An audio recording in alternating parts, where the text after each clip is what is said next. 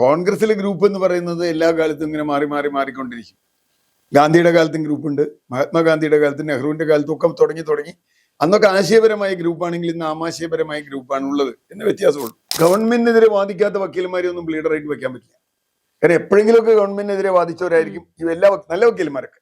കാരണം പ്രതിഭാഗം ബാധിക്കുന്നവരാണ്. കള്ളന് വേണ്ടി, കൊലപാതകയ്ക്ക് വേണ്ടി, തട്ടിപ്പുകാരനൊക്കെ വേണ്ടി വാദിച്ചിട്ടുണ്ടാവും. അതിനൊന്നും തെറ്റില്ല.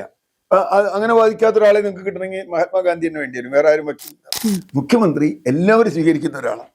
ഓൾ ഇൻക്ലൂസീവ് എന്നാണ്, നെഹ്റുവിയൻ എന്നൊക്കെയാണ് അദ്ദേഹം അവകാശപ്പെടുന്നത്. BJP വന്നാലും CPM വന്നാലും കോൺഗ്രസ് വന്നാലും എല്ലാവരുടെ അഭിപ്രായവും കേൾക്കും. എൻ്റെ അഭിപ്രായം ഞാൻ ചെയ്യും, അതാണ് എൻ്റെ ശരി. ആ കാര്യത്തിൽ മുഖ്യമന്ത്രി അങ്ങനെ ഒരു നിലപാടെടുക്കണ്ട. ഓൾ ഇൻക്ലൂസീവ് ആയിട്ടുള്ള മുഖ്യമന്ത്രി എന്താ ചെയ്യേണ്ടത്? ഐശ്വര്യ ഒരു അഭിപ്രായം പറയട്ടെ, പാർട്ടി പരിഗണിക്കും എന്ന് പറഞ്ഞാൽ മതി. അലോഷ്യസിനേക്കാൾ കൂടുതൽ ഉത്തരവാദിത്വം സതീശൻ എന്ന് ഞാൻ കരുതുന്നു. അത്രയും ധാർഷ്ട്യം വേണ്ട. ആദ്യം പറഞ്ഞു, ഞാൻ KSUക്കാരോട് ഞാൻ നേരിട്ട് സംസാരിച്ചോളാം, അങ്ങനെ ഒരു രീതിയുണ്ട്. KSU പ്രസിഡന്റിനെ ഞാൻ കണ്ടോളാം, അദ്ദേഹം പറഞ്ഞ അഭിപ്രായം പറഞ്ഞു ഞാൻ കേട്ടോളാം എന്ന് പറഞ്ഞാൽ മതി. അല്ലാണ്ട് KSU പ്രസിഡന്റ് ആരാണെന്ന് ചോദിച്ചാൽ KSU പ്രസിഡന്റിന് അങ്ങനെ നമ്മൾ ചോദിക്കാൻ, അത് സതീശനെ പോലെ KSUവിൽ കൂടി വളർന്നു വന്ന ഒരു നേതാവ് അങ്ങനെ ചോദിക്കാമോ? ഗവൺമെന്റ് പ്ലീഡർ നിയമനവുമായി ബന്ധപ്പെട്ട് മുഖ്യമന്ത്രിയും KSUവും തമ്മിലുള്ള പോരാണ് ഇപ്പോൾ ഏറ്റവും കൂടുതൽ ചർച്ച ചെയ്തുകൊണ്ടിരിക്കുന്നത്. ഉമ്മൻചാണ്ടിയുടെ ഓർമ്മ ദിനത്തിൽ കോൺഗ്രസിൽ മറ്റൊരു ഗ്രൂപ്പ് തെളിഞ്ഞു എന്ന് വേണ്ടേ പറയാൻ. കാര്യം VD സതീശന്റെ പക്ഷം പറയുന്ന ഒരു വിഭാഗം KSUക്കാർ പ്രസിഡന്റ് അലോഷി സേവ്യറിനെ തള്ളിക്കൊണ്ടൊരു സ്റ്റേറ്റ്മെന്റ് കഴിഞ്ഞ ദിവസം പറയുകയുണ്ടായി. അപ്പോൾ KSUവിനെ അല്ലെങ്കിൽ KSU തങ്ങളുടെ നിലപാടാണ് പറഞ്ഞതെന്ന് ആദ്യം മുതലേ പറയുന്നുണ്ട്. അവരവരുടെ അഭിപ്രായം പറയുകയും ഇത് ഏറ്റവും കൂടുതൽ ചർച്ചയാക്കിയത് മുഖ്യമന്ത്രിയാണ്. മുഖ്യമന്ത്രി മാധ്യമങ്ങൾക്ക് മുന്നിൽ ഗവൺമെന്റ് പ്ലീഡർ നിയമനവുമായി ബന്ധപ്പെട്ട് KSUവിന് എന്താണ് റോൾ എന്ന് ചോദിച്ചതാണ് ഇത്രയും വലിയൊരു വിവാദത്തിലേക്ക് എത്തിയത്. അലോഷി സേവ്യറിനെ ഒരു പൊതുപരിപാടിയിൽ കണ്ടപ്പോൾ ചിരിക്കാതെ പോയതും സംസാരിക്കാതെ പോയതും ഒക്കെ ചർച്ചയായി. അപ്പോൾ KSUവിൽ ഇതുവരെ ഇല്ലാത്ത ഒരു ഗ്രൂപ്പ് പോരിലേക്ക്, KSUവിൽ പോലും ഒരു പോരിലേക്ക് പോകുന്നു. അവിടെയും മുഖ്യമന്ത്രിക്ക് വേണ്ടി സംസാരിക്കാൻ ഒരു വിഭാഗം KSU പ്രവർത്തകർ വരുന്നു. അത് പുതിയൊരു ഗ്രൂപ്പായി എന്നാണ്, അല്ലെങ്കിൽ അതൊരു പുതിയ VD സതീശന്റെ ഗ്രൂപ്പാണോ എന്നൊരു ചോദ്യം നിലനിൽക്കുന്നുണ്ട്. മറുവശത്ത് വീണ്ടും മുഖ്യമന്ത്രി വിജയിച്ചില്ലേ? അലോഷി സേവ്യർ ആദ്യം പറഞ്ഞ നിലപാടിലൊക്കെ മയപ്പെടുത്തേണ്ട ഒരു സാഹചര്യത്തിലേക്ക് കാര്യങ്ങൾ എത്തിയില്ലേ? അല്ല, ഈ പ്ലീഡർ നിയമനവുമായി ബന്ധപ്പെട്ട് ആദ്യം പറയേണ്ട ഒരു കാര്യം, ഇപ്പോൾ മുഖ്യമന്ത്രി ചോദിച്ച രീതി ശരിയായില്ല. KSUവിന് എന്താ കാര്യം എന്ന് ചോദിച്ച രീതി ശരിയായില്ല എന്ന് ഞാൻ സമ്മതിക്കാം. പക്ഷെ KSUക്കാർ പ്രവർത്തിച്ച രീതിയും ശരിയായില്ല എന്ന് നമുക്ക് പറയേണ്ടി വരും. അത് അലോഷി സേവ്യർ തന്നെ, അല്ലെങ്കിൽ അദ്ദേഹത്തെ പിന്തുണയ്ക്കുന്നവർ തന്നെ പറഞ്ഞു ഇങ്ങനെയല്ല പ്രതികരിക്കേണ്ടത് എന്ന് പറഞ്ഞിട്ടുണ്ട്. അതവിടെ നിൽക്കട്ടെ. കോൺഗ്രസിലെ ഗ്രൂപ്പ് എന്ന് പറയുന്നത് എല്ലാ കാലത്തും ഇങ്ങനെ മാറി മാറി മാറിക്കൊണ്ടിരിക്കും. ഗാന്ധിയുടെ കാലത്തും ഗ്രൂപ്പുണ്ട്, മഹാത്മാഗാന്ധിയുടെ കാലത്തും നെഹ്റുവിന്റെ കാലത്തും ഒക്കെ തുടങ്ങി അന്നൊക്കെ ആശയപരമായ ഗ്രൂപ്പാണെങ്കിൽ ഇന്ന് ആമാശയപരമായ ഗ്രൂപ്പാണ് ഉള്ളത് എന്ന വ്യത്യാസമുള്ളൂ. ഇപ്പോൾ ആന്റണി കരുണാകരനും വളരെ പ്രസിദ്ധരായ AI ഗ്രൂപ്പ് നേതാക്കളായിരുന്നു. അതിനുശേഷം പിന്നെയും തിരുത്തൽവാദികൾ വന്നു. അത് കഴിഞ്ഞ് 4ാം ഗ്രൂപ്പ് വന്നു. ഇതൊക്കെ കഴിഞ്ഞ് ഇപ്പോൾ ഉമ്മൻചാണ്ടിയില്ല, ആന്റണിയും സജീവമല്ല. അങ്ങനെയുള്ള ഒരു ഘട്ടത്തിൽ ഗ്രൂപ്പുകളുടെ സമവാക്യത്തിൽ വീണ്ടും ചിലർ A ഗ്രൂപ്പ് എന്ന് പറയും, ചിലർ I ഗ്രൂപ്പ് എന്ന് പറയും എന്നൊക്കെ ഉണ്ടെങ്കിലും ഇതൊന്നും പഴയ ഗ്രൂപ്പിന്റെ ഒരു സംഗതിയല്ല. ഒന്ന്, ഗ്രൂപ്പ് സമവാക്യങ്ങൾ മാറുന്നത് അധികാരവുമായി ബന്ധപ്പെട്ട് തന്നെയാണ്.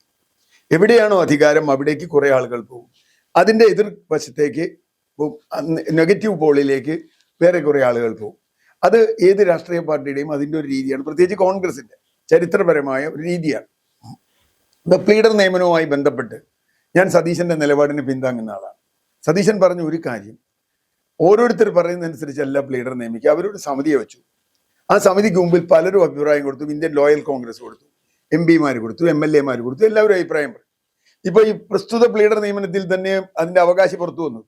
K ബാബു പറഞ്ഞോടുകൂടി അവകാശി പുറത്തു വന്നു, ഇതല്ലേ? നമ്മുടെ ഡീൻ കുര്യാക്കോസ് പറഞ്ഞു ഞാൻ പറഞ്ഞിട്ടാണ് അവരെ വെച്ചത് എന്ന് പറഞ്ഞാൽ സതീശൻ നേരിട്ട് ചെയ്തു എന്നതിന് അർത്ഥമില്ല. മാത്രമല്ല, പ്ലീഡർ നിയമനത്തിൽ ഒരു തെറ്റ് പറ്റിയത് ആദ്യത്തെ പ്രദീപിന്റെ നിയമനത്തിൽ.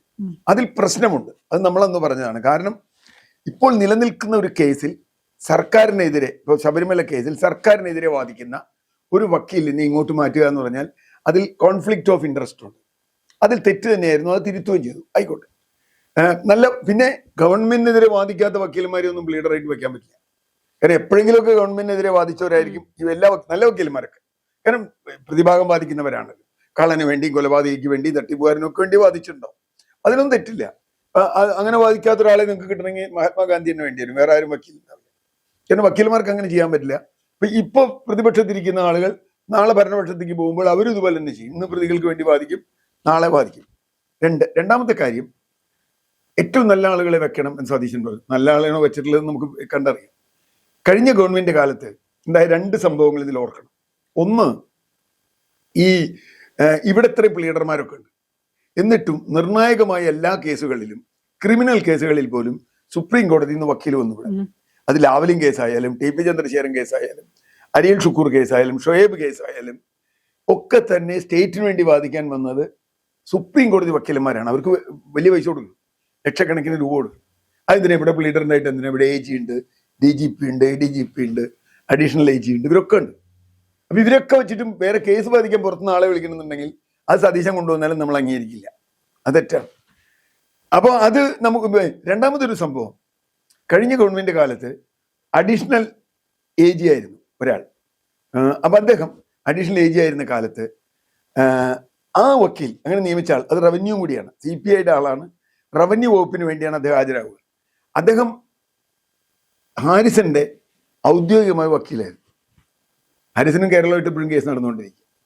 കേരള ഗവൺമെന്റുമായിട്ട് നിരവധി കേസുകൾ, നമ്മുടെ വിമാനത്താവളത്തിനടുത്ത സ്ഥലം സംബന്ധിച്ച കേസൊക്കെ, ഹാരിസന്റെ എസ്റ്റേറ്റുകളുമായി ബന്ധപ്പെട്ട കേസുണ്ട്. പക്ഷെ അദ്ദേഹം നേരെ വന്ന് ഇപ്പുറത്തിരുന്നു. അത് നമുക്ക് ചെയ്യേണ്ടി വരും, ചിലപ്പോൾ ഞാൻ പറയുന്നില്ല ചെയ്യേണ്ടി വരുന്ന അങ്ങനെയുള്ള പ്രശ്നങ്ങളൊക്കെ. മൂന്നാമത്തെ വിഷയം, പ്ലീഡർ നിയമനത്തിൽ ഒരു രീതികൾ സ്വീകരിക്കാൻ ഗവൺമെന്റ് തീരുമാനിക്കും. സതീശൻ ഒറ്റയ്ക്ക് തീരുമാനിച്ചതല്ല. ഇപ്പൊ ഈ ഓരോ നിയമനത്തിലും കണ്ണൂർ ജില്ലാ സെക്രട്ടറി പറഞ്ഞ ചില നിയമനങ്ങൾ, കണ്ണൂർ ജില്ലയിൽ നിന്ന് വന്നിട്ടുള്ള നിയമനങ്ങളുണ്ട്. ഇയാൾ പഴയ ABVP കാരനായിരുന്നു, പഴയ SFI കാരനായിരുന്നു എന്ന വാദത്തിനൊന്നും ഒരർത്ഥമില്ല. കാരണം പഴയ ഒരു CPM കാരനാണ് ഇപ്പോൾ തൃക്കരിപ്പൂർ MLA, അല്ല പഴയ BJP കാരനാണ് തൃക്കരിപ്പൂർ MLA. CPM കാര് വളരെ ഉയർന്ന CPM നേതാക്കളാണ് പയ്യന്നൂരും തളിപ്പറമ്പും അമ്പലപ്പുഴ MLA. അപ്പോ CPM കാരായിരുന്നു എന്നുള്ളതുകൊണ്ട് നാളെ അവർക്ക് കോൺഗ്രസ് ആയിക്കൂടാന്നില്ല. ഒരാൾക്ക് സ്വന്തം രാഷ്ട്രീയം മാത്രമല്ല. ഇന്ത്യൻ ലോയേഴ്സ് കോൺഗ്രസ് പറഞ്ഞൊരു കാര്യം, 2019 മുതൽ ലോയേഴ്സ് കോൺഗ്രസിൽ അംഗമാണ്. 19 മുമ്പ് അയാൾ ABVP ആയിരുന്നുണ്ടാവും, ചിലപ്പോൾ CPM ആയിരുന്നുണ്ടാവും. അങ്ങനെ പറയുന്നതിന് അർത്ഥമില്ല. ഇത് പേഴ്സണൽ അപ്പോഴും കഴിവുള്ള ഒരാളാണ് വെച്ചെങ്കിൽ നമുക്ക് അതിനെ തള്ളിക്കളയാനും പറ്റില്ല. അതിനൊരു മാനദണ്ഡോ രീതിയോ ഉണ്ടോ. ഇന്നത്തെ രാഷ്ട്രീയ നിയമനങ്ങളാണ് നമ്മൾ. അതിനല്ലാന്ന് പറഞ്ഞിട്ട് ഏത് പാർട്ടി ഭരിക്കുമ്പോഴും അവരുടെ ആളുകളെ തന്നെയാണ് നിയമിക്കുക. അതിലും തെറ്റില്ല. ഇവിടെ പ്രശ്നം എന്താ, KSUവിന്റെ പ്രസിഡന്റ് അലോഷ്യസ് ഒരു ആരോപണം ഉന്നയിക്കുന്നു. യഥാർത്ഥത്തിൽ അങ്ങനെ ഒരു ആരോപണം അവിടെ ഉന്നയിക്കാൻ പാടില്ല സാർ. കാരണം KSU അങ്ങനെ പരസ്യമായിട്ട് എങ്ങനെയാ ഗവൺമെന്റ് നിലപാടിനെ ഇത് പറയാം. ഞാൻ ഒറ്റ ഉദാഹരണം ചോദിക്കാം. കഴിഞ്ഞ CPM സർക്കാരിന്റെ നിലപാടിനെതിരെ ഒരു SFI കാരൻ പറഞ്ഞാൽ അവന്റെ സ്ഥിതി എന്താവും?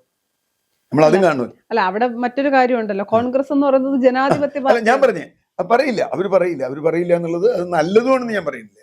സുധീരൻ പറഞ്ഞതുപോലെ KSUക്കാർ എപ്പോഴും പറഞ്ഞിട്ടുണ്ട്. പച്ചതോമേനോ ഗവൺമെന്റുള്ള കാലത്തും ഉമ്മൻചാണ്ടി ഗവൺമെന്റുള്ള കാലത്തും കരുണാകരൻ ഗവൺമെന്റുള്ള കാലത്തും KSUക്കാർ വ്യത്യസ്തമായ അഭിപ്രായം പറഞ്ഞിട്ടുണ്ട്. സുധീരൻ എത്ര വ്യത്യാസം ഇപ്പൊ തന്നെ പറയുന്നില്ല, എത്ര വ്യത്യസ്തമായ അഭിപ്രായമുണ്ട്. KSU ഒന്നുമല്ല എന്നിട്ട് പോലും. അപ്പോ അങ്ങനെ അഭിപ്രായം പറയുന്നതിന് തെറ്റില്ല. പക്ഷെ ഒരു ഗവൺമെന്റ് തീരുമാനത്തെ അതിനു മുമ്പ് പോയി അവരെ അത് അലോഷ്യസ് സേവ്യറിന് ഇവിടുത്തെ കോൺഗ്രസ് പാർട്ടിയിൽ പിടിപാടില്ലാത്ത ആളല്ലല്ലോ. അദ്ദേഹത്തിന് കോൺഗ്രസ് നേതാക്കന്മാരെ കാണാം, സംസ്ഥാന KPC പ്രസിഡന്റിനെ കാണാം, അല്ലെങ്കിൽ മുഖ്യമന്ത്രിയെ തന്നെ നേരിട്ട് കാണാം. അപ്പൊ ഇത്തരം കാര്യങ്ങൾ ചെയ്തിട്ട് ഇതെന്തുകൊണ്ട് സംഭവിച്ചു, ഇങ്ങനെയല്ലല്ലോ വേണ്ടത് എന്ന് പറയാതെ പരസ്യമായി പറഞ്ഞു എന്നുള്ളത് അതൊരു തെറ്റാണ്. പക്ഷെ ഞാൻ അതിലും പ്രശ്നം, അതിനേക്കാൾ തെറ്റാണ് മുഖ്യമന്ത്രി പറഞ്ഞത്. മുഖ്യമന്ത്രി എല്ലാവരും സ്വീകരിക്കുന്ന ഒരാളാണ്, ഓൾ ഇൻക്ലൂസീവ് എന്നാണ്, നെഹ്റുവിയൻ എന്നൊക്കെയാണ് അദ്ദേഹം അവകാശപ്പെടുന്നത്. BJP വന്നാലും CPM വന്നാലും കോൺഗ്രസ് വന്നാലും എല്ലാവരുടെ അഭിപ്രായവും കേൾക്കും, എൻ്റെ അഭിപ്രായം ഞാൻ ചെയ്യും, അതാണ് എൻ്റെ ശരി. ആ കാര്യത്തിൽ മുഖ്യമന്ത്രി അങ്ങനെ ഒരു നിലപാടെടുക്കണ്ട. ഓൾ ഇൻക്ലൂസീവ് ആയിട്ടുള്ള മുഖ്യമന്ത്രി എന്താ ചെയ്യേണ്ടത്? KSU ഒരു അഭിപ്രായം പറയട്ടെ, പാർട്ടി പരിഗണിക്കും എന്ന് പറഞ്ഞാൽ മതി. അല്ലെങ്കിൽ അവർ ചെല്ലുമ്പോൾ KSU നേതാവിനെ കണ്ടിട്ട് കാണാത്ത പോയി എന്നൊക്കെയുള്ള അത്തരത്തിലുള്ള പെരുമാറ്റങ്ങൾ ഒരു ധാർഷ്ട്യത്തിൻ്റെയാണ്. അത് വേണ്ട, അത് ഒഴിവാക്കാം. പക്ഷെ തീരുമാനത്തിൽ അവർ കുറച്ച് നിൽക്കാം. കാരണം ഇപ്പോഴും സതീശൻ വ്യക്തിപരമായി ഏതെങ്കിലും നിയമനം നടത്തി എന്നുള്ളത് ഇപ്പോഴും വന്നിട്ടില്ല. ഇനി നമ്മൾ ചോദ്യത്തിന്റെ പ്രധാന ഘട്ടത്തിലേക്ക് വന്നാൽ, ഇവിടെ ഗ്രൂപ്പ് സമവാക്യങ്ങൾ രൂപപ്പെടുന്നത് ഇങ്ങനെയൊക്കെ തന്നെയാണ്.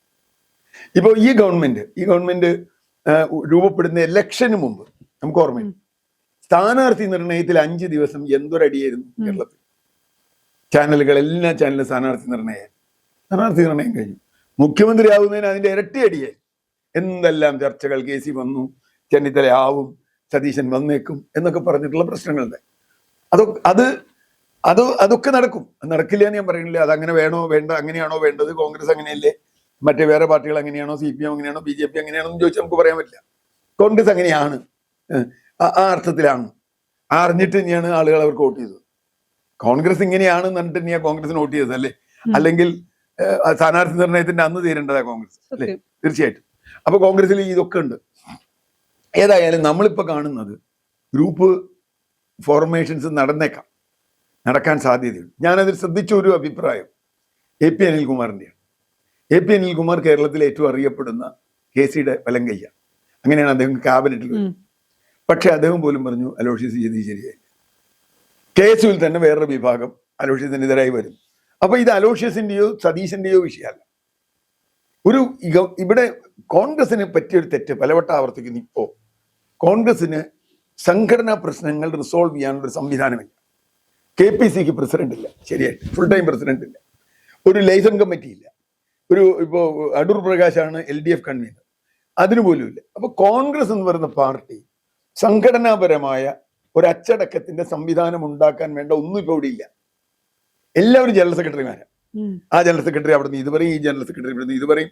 10-15 ജനറൽ സെക്രട്ടറി ഉണ്ട്. പിന്നെ അങ്ങനെ രണ്ടുപേരും അഭിപ്രായങ്ങളെല്ലാം മാധ്യമങ്ങൾക്ക് മുന്നിൽ. അതാ ഞാൻ പറഞ്ഞു. നേരെ മറിച്ച് ഈ ഗവൺമെന്റിന്റെ നയപരമായ തീരുമാനം ഇപ്പൊ ലീഗ് അവരുടെ മന്ത്രിമാരെ വിളിച്ചു പറഞ്ഞു നയപരമായ തീരുമാനം എടുക്കുകയാണെങ്കിൽ പാർട്ടിയായിട്ട് ആലോചിക്കാണ്ട് ചെയ്യരുത്. കറക്റ്റാ. യഥാർത്ഥത്തിൽ പാർട്ടിയായിട്ട് മാത്രം പോലെ LDF ആയിട്ട് ആലോചിക്കണം. UDF ആയിട്ട് ആലോചിക്കണം. കാരണം UDFന്റെ സംവിധാനത്തിൽ വരണം. UDFന്റെ ഏകോപന സമിതിയാണ് പറയേണ്ടത്. പക്ഷെ ഇത് നിർഭാഗ്യവശാൽ UDFന്റെ ഏകോപന സമിതി ഇതുവരെ ഇല്ല. അപ്പൊ അതുകൊണ്ട് UDFന്റെ ഏകോപന സമിതി ഉണ്ടാവണം, KPCCക്ക് നേതൃത്വം ഉണ്ടാവണം. അല്ലെങ്കിൽ ഈ തർക്കങ്ങൾ ഇനിയും തുടർന്നുകൊണ്ടിരിക്കും. ഇനി ഇതൊക്കെ ഉണ്ടായാലും ഗ്രൂപ്പ് വഴക്ക് കോൺഗ്രസിന് ഒഴിവാക്കാമെന്ന് ആരെങ്കിലും വിചാരിച്ചിട്ടുണ്ടെങ്കിൽ അവര് ഒരു കാലത്തും എത്താത്തവരാണ്. അതുകൊണ്ട് ഞാൻ കാണുന്നത് ഇതൊരു പിന്നെ ബാലാരിഷ്ടത എന്ന് പറയാവുന്ന കുറെ കാര്യങ്ങളുമുണ്ട്. 10 വർഷം ഭരണത്തിൽ നിന്ന് വിട്ടുനിന്നിട്ട് എല്ലാവരും സംബന്ധിച്ചിടത്തോളം കോൺഗ്രസിലുള്ള എല്ലാ വക്കീലന്മാർക്കും GP ആവണമെന്ന് ആഗ്രഹമുണ്ട്. ഞാൻ ഇല്ലാന്നൊന്നും പറയണില്ല. എല്ലാവർക്കും അവനവന്റെ ആളെ GP ആക്കണം എന്ന് പറഞ്ഞിട്ടുണ്ടോ. പക്ഷെ അങ്ങനെ GP ആക്കാൻ പറ്റില്ലല്ലോ. ആ ഒരു സാഹചര്യത്തിൽ ഇത്തരം വിവാദങ്ങൾ ഒഴിവാക്കാൻ ഞാൻ ഇപ്പോഴും പറയുന്നു അലോഷ്യസിനേക്കാൾ കൂടുതൽ ഉത്തരവാദിത്വം സതീശനാണ് എന്ന് ഞാൻ കരുതുന്നു. അത്രയും ധാർഷ്ട്യം വേണ്ട. ആദ്യം പറഞ്ഞു ഞാൻ KSUക്കാരോട് ഞാൻ നേരിട്ട് സംസാരിച്ചോളാം. അങ്ങനെ ഒരു രീതിയുണ്ട്.